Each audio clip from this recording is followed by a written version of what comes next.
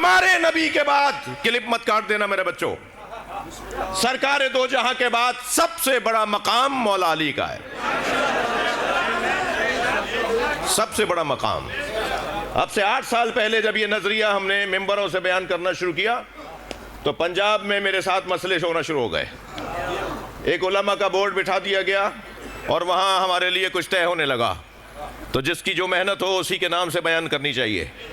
علامہ doctor محمد حسین اکبر صاحب لاہور والے، وہ اس میٹنگ کا حصہ تھے۔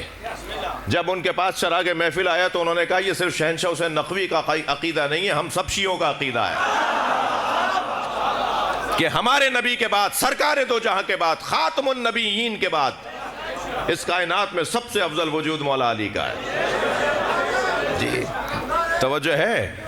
تو جب یہ بات ہوئی تھی تو اس وقت میں بڑی دلائل دیے گئے تھے، بہت ہی سجی ہوئی گفتگو رہی، مگر یہاں میں صرف اتنا کہتا ہوا گزروں گا کہ ہمارے پاس دلائل بہت ہیں اور ہمیں حق ہے کہ ہم اپنے عقیدے کا بیان بھی کریں اور اپنے عقیدے کو اپنے بچوں تک منتقل بھی کریں۔ کسی کی دل آزاری کے بغیر ہم اپنے عقیدے کا بیان کرنے کا حق رکھتے ہیں۔ جی تو بہت دلائل ہیں، ان میں سے ایک دلیل صرف اشارتاً کہہ رہا ہوں۔ سنی شیعہ نے حدیث لکھی ہے کہ سرکار نے فرمایا من ارادہ ان ينظر الى آدم فی علمہ، جو چاہتا ہے آدم کو دیکھے کہ علم کیسا تھا، جو چاہتا ہے نوح کو دیکھے کہ حلم کیسا تھا، جو چاہتا ہے ابراہیم کو دیکھے کہ خلت کیسی تھی، جو چاہتا ہے یوسف کو دیکھے کہ جمال کیسا تھا، جو چاہتا ہے کہ عیسیٰ کو دیکھے کہ عبادت کیسی تھی، فَلْيَنظُرْ إِلَىٰ عَلِي بْنِ أَبِي طالب، وہ اکیلے علی کو دیکھ لے۔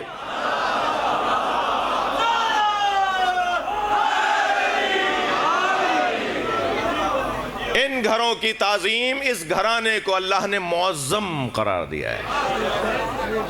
اور میرے بچوں، میرے عزیزوں، میرے سنی عزیز بھائیوں، ہم سب کو آج نہیں کل علی ولی اللہ پڑھنا ہے،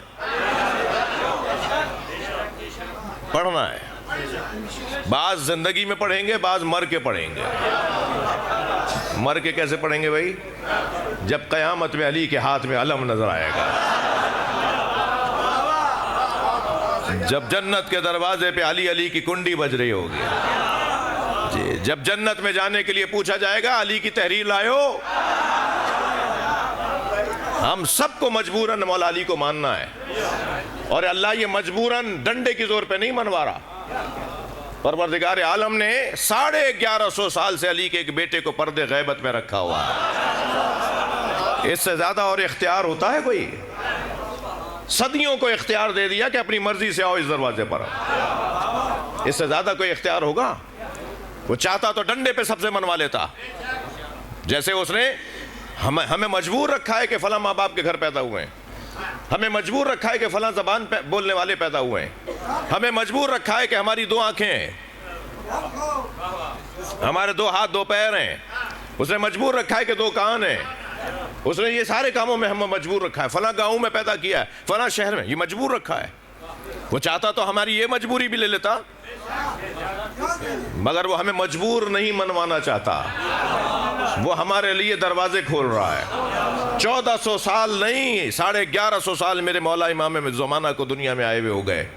یہ اختیار تو ہے کہ مان لو، سب کو آنا ہے اس دروازے پر، اور آنے والا آ چکا ہے۔ میری مراد یہ ہے کہ وہ دنیا میں آ چکا ہے۔ میں جس دن پہچاننے لگوں گا وہی دن ظہور کا ہوگا۔ وہ کسی غار میں نہیں ہے، کسی پردے کے پیچھے نہیں بیٹھے ہوئے، میرے امام حاضر ہیں۔ تھوڑی گردن ہلانا بات جا رہی ہو تو، ہم امام حاضر کو مانتے ہیں۔ امام حاضر اور ہوتا ہے، امام ظاہر اور ہوتا ہے۔ ہمارا امام حاضر ہے، ظاہر نہیں ہے۔ بس جب ظاہر ہو جائیں گے وہی ظہور ہو جائے گا۔ تو کیسے، کیا مطلب ہے اس بات کا؟ اتنا بڑا مجمع یہاں حاضر ہے یا نہیں؟ وہی بول دو نا خدا کے واسطے، اتنا بڑا مجمع یہاں حاضر ہے، سب مجھ پہ ظاہر نہیں ہے، حتیٰ آپ پر بھی ایک دوسرے پہ ظاہر نہیں ہے۔ حاضر سب ہیں، ظاہر سب نہیں ہے۔ سب یہاں پر حاضر ہیں، توجہ، مگر سب ظاہر نہیں ہے۔ سرکار 40 سال تک مکے میں حاضر رہے، ظاہر نہیں تھے کہ کون ہے۔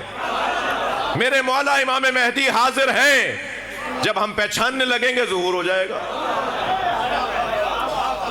ایک بلند صلوات نبی کی ذات پر.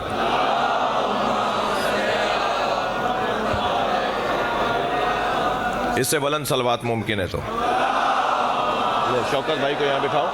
شوکت بھائی یہاں سے ہی ہے.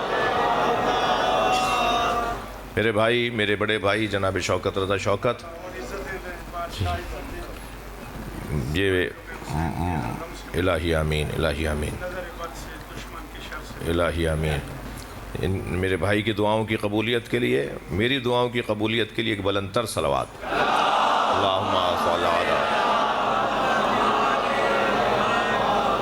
آپ کی توجہات میرے ساتھ ہیں اور یقیناً میری بات کسی حد تک کسی ایک منزل پر آئی. یہ طے ہے کہ ہم جس دروازے پہ بیٹھے ہیں اس سے اچھا دروازہ نہیں ہے. مجھے میرے عزیزوں، میں واقعاً ذاکرین تو میں ذاکروں کی اولاد ہوں بھائی، سیدھی بات ہے، ذاکروں کی اولاد ہوں. میرے دادا پردادا سب ذاکر چلے آئے جی. ماتمیوں کی آخری وقت تک بھی جس سال رحلت ہو رہی ہے ابا کی، اس سال بھی حلقے میں لگ کے ماتم کیا ہے. تو میں ابھی کہہ چکا ہوں آپ سے کہ اگر ہمارے معاشرے کے حیثیت والے شیعہ بزدلی چھوڑ دیں تو آپ دیکھیے گا قوم کہاں سے کہاں جائے گی. اور بزدلوں سے تو ویسے بھی علی والوں کا کوئی تعلق نہیں ہے، اور علی والا بزدل ہوتا بھی نہیں ہے. 3 لوگوں کو تو یا علی مدد بولنے سے پہلے 6 دفعہ سوچنا چاہیے. ایک کنجوس کو، کنجوس پیسے ہی نہیں نکلتا. امام بارگاہ کی فنیشنگ رہتی ہے اور محلے میں 50 لوگ ایسے رہتے ہیں جن کی 200 ایکڑ سے زیادہ زمین ہے جی. امام بارگاہ کی فنیشنگ 2 سال سے نہیں ہو رہی جی. مدرسے کی ٹونٹیاں بہہ رہی ہیں، مسجد کی ٹونٹیاں بہہ رہی ہیں، مدرسے کا دیوار گر گئی ہے، مگر پیسے ہی نہیں نکل رہا. مولانا اگر خمس دے دیں گے تو بچے گا کیا؟ زکوٰۃ دے دیں گے تو بچے گا کیا جی. یہ قوم دینے والی قوم ہے. ہماری الف بے ہے سخاوت. لہٰذا کنجوس کا مولا علی سے کوئی تعلق نہیں، جس کی جیب سے پیسہ ہی نہیں نکلتا جی. مولوی خمس کھا جاتا ہے. بھائی تم جو نہیں کھا کے کھا رہے ہو، جو نہیں دے کے کھا رہے ہو، مت دو مولوی کو. خود اپنے علاقے میں اپنا خمس لگاؤ، اپنے ہاتھ سے اپنے امام بارگاہ مسجد میں خمس لگاؤ جی. حساب جوڑو اپنی تاریخ کا. کنجوس اور علی والا یہ نہیں ہو سکتا. دوسرا نام بتا دوں، بزدل. بزدل علی والا نہیں ہوتا. گھبرانے والا، ڈرنے والا، ڈرپوک. اور تیسرا نام بتاؤں، تنگ نظر، چھوٹے دماغ والا، گھٹے ہوئے دماغ والا جی. وہ پنجابی ہے، وہ سرائکی ہے، وہ سندھی ہے، وہ پختون ہے. اچھا سادات میں بھی رضی اللہ تعالیٰ عنہ نہیں ہے.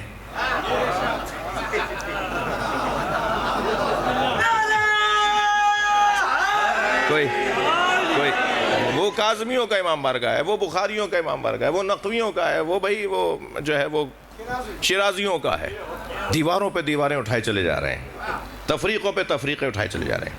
ہم سب کا ایک جو رشتہ ہے نا، وہ ولایت کا رشتہ ہے، وہ ولایت مولا علی کا رشتہ ہے. اگر آپ کا قریبی ترین بھی بغض علی رکھتا ہو تو وہ ہمارا نہیں ہے، اور وہ جسے میں نہیں جانتا اور اس کے دل و دماغ کا حاکم علی ہے تو وہ میرا بھائی ہے. یہ ہے ہمارا رشتہ. اور تنگ نظر شیعہ نہیں ہوتا بھائی. وسعت قلبی، سیاہ صدر، برداشت، تحمل مزاجی، معاف کرنے کی عادت ڈالنے والا، درگزر کرنے والا، بڑے بڑے جھگڑوں کو اس بات پر ختم کر دینے والا کہ اس کے دل کا حاکم علی ہے، اس کے ذہن میں جناب زہرا کا احترام ہے. میں اس وجہ سے اسے معاف کر رہا ہوں کہ یہ ماتمی ہے. تنگ نظر شیعہ نہیں ہوتا. معاف کرنے کی عادت ڈالو میرے بچوں. میں ایک روایت ہدیہ کروں گا آپ کو.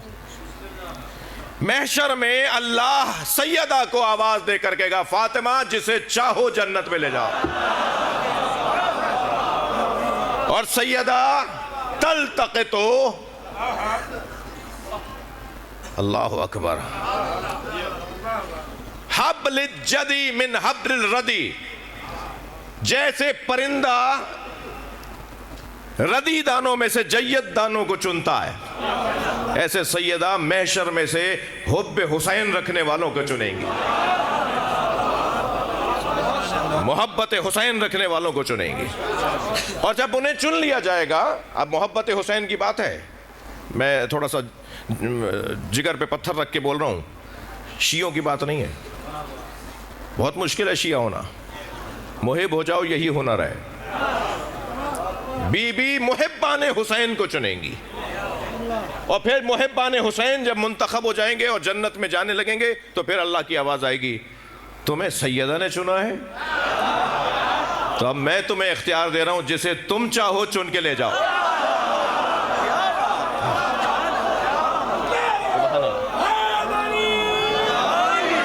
اب وہ لوگ جب چنیں گے نا، بس یہ روایت سنا رہا ہوں، پھر شوکت بھائی سے آپ استفادہ کریں گے. پھر وہ لوگ بھی چنیں گے، ان لوگوں میں سے کچھ لوگوں کو چنیں گے، تو جنہیں وہ چنیں گے نہیں، وہ کہیں گے کہ سیدہ کا چننا تو سمجھ میں آتا ہے، مالکہ ہے بھائی، خاتون کائنات ہے، خاتون اول کائنات ہے، کائنات میں سب سے بڑا وجود جناب زہرا کا ہے. جی یہ سب اگر ایک جگہ ہو جائیں تو سب فاطمہ ہو جاتے ہیں. ہم فاطمہ، پورا جملہ ہے یہ، پورا جملہ ہے یہ، جملہ تامہ ہے، جملہ اسمیہ ہے، یہ صحیح السکوت ہے. حدیث قصہ میں اللہ جواب دے رہا ہے، ہم فاطمہ، یہ سب فاطمہ ہے. ایک ہی وجود تو ہے. جی وہ جلوے بکھیرنے لگتی ہے تو کبھی حسین بن جاتا ہے، کبھی حسن بن جاتا ہے. تو اب محشر میں سیدہ کا چننا تو سمجھ میں آ رہا ہے. آواز آئے گی، انہوں نے کس بنیاد پہ چنا ہے؟ تو ان سے پوچھا جائے گا، بتاؤ تم نے انہیں کیوں چنا ہے، کیا معیار تھا جس پہ تم نے چنا ہے؟ تو وہ 3 جواب دیں گے. وہ کہیں گے کہ اشربکم لحب فاطمہ، اشربکم شربتا من الماء لحب فاطمہ. یہ وہ لوگ تھے کہ جنہوں نے محبت فاطمہ میں پانی پلایا. ہاں، سبیلے لگانے والے اپنا مقام سمجھیں، یہ پانی پلانے والے اپنا مقام سمجھیں، اور پانی کی سبیلیں روکنے والے بھی اپنی عاقبت سوچیں. ہاں جی، شربتا من الماء، جس نے ایک دفعہ بھی تمہیں پانی پلایا لحب فاطمہ، وہ اس مقام کا حامل ہو جائے گا کہ وہ شفاعت کرے گا.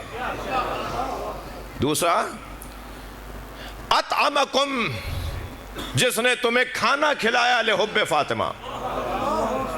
یہ دسترخوان لگانے والے لوگ، یہ صرف اس بنیاد پر کھانا کھلانے والے لوگ کہ جس کو کھانا کھلانا ہو اس کے دل و دماغ کی مالکہ جناب زہرا ہے، وہ پھر خود شفاعت کے مقام پر پہنچے گا. اور تیسرا جس حدیث کو میں آپ کے لیے خاص طور پہ چاہوں گا کہ اس پہ توجہ کریں، جی، رد عنکم غیبتا لحب فاطمہ. یہ وہ، ان میں سے کچھ لوگ وہ ہیں، کچھ لوگ وہ ہیں، اور کچھ لوگ وہ ہیں جو یہ کہہ کر خاموش کرواتے تھے لوگوں کو، اس کی غیبت نہیں کرو، اس کے دل میں جناب زہرا کا احترام ہے. اگر شیعہ کی غیبت ہی چھوڑ دے، ناراض ہو گئے. اب میں کیا کروں، آپ نہیں ہوئے تو ایک صلوات پڑھیں بلند آواز.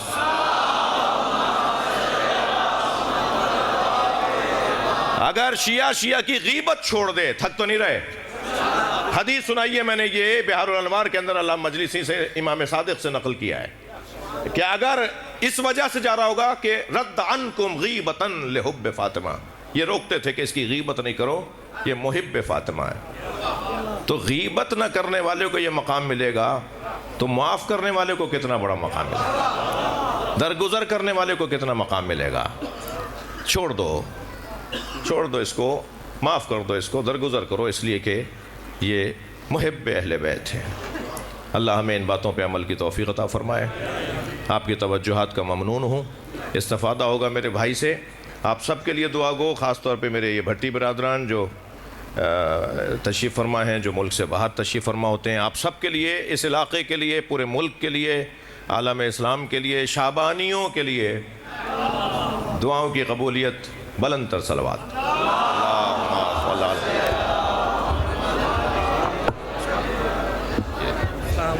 السلام علیکم.